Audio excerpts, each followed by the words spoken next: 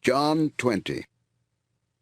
On Sunday morning, while it was still dark, Mary Magdalene went to the tomb and saw that the stone had been rolled away from the entrance.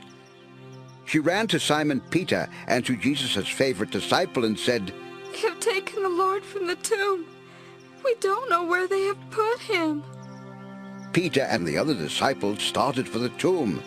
They ran side by side until the other disciple ran faster than Peter and got there first.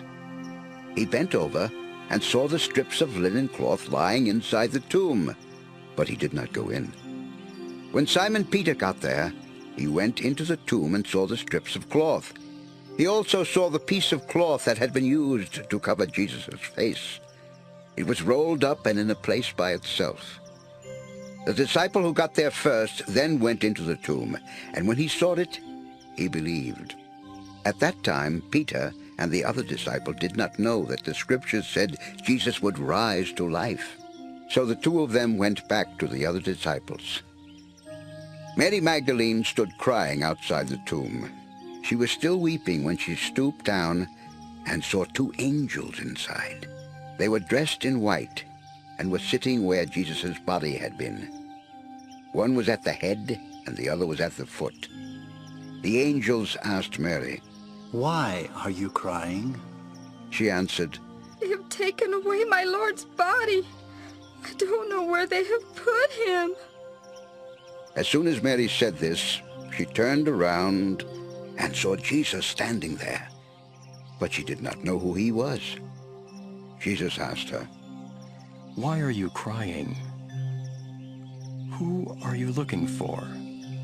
She thought he was the gardener and said, "Sir, if you have taken his body away, please tell me so I can go and get him." Then Jesus said to her, "Mary." She turned and said to him, "Rabboni."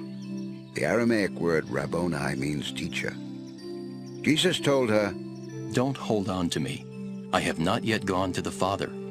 But tell my disciples that I am going to the one who is my Father and my God, as well as your Father and your God." Mary Magdalene then went and told the disciples that she had seen the Lord. She also told them what he had said to her.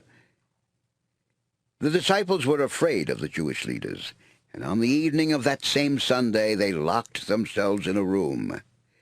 Suddenly, Jesus appeared in the middle of the group. He greeted them and showed them his hands and his side. When the disciples saw the Lord, they became very happy.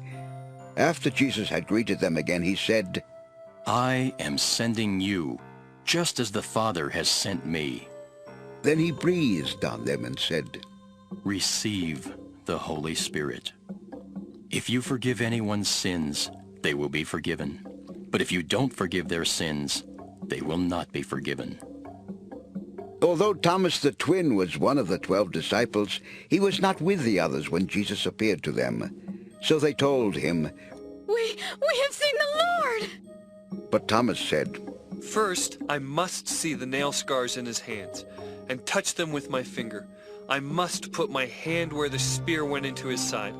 I won't believe unless I do this." A week later, the disciples were together again.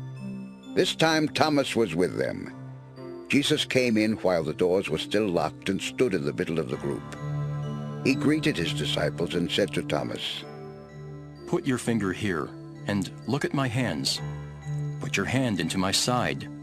Stop doubting and have faith." Thomas replied, "You are my Lord and my God." Jesus said, "Thomas, do you have faith because you have seen me? The people who have faith in me without seeing me are the ones who are really blessed." Jesus worked many other miracles for his disciples, and not all of them are written in this book. But these are written so that you will put your faith in Jesus as the Messiah and the Son of God. If you have faith in him, you will have true life.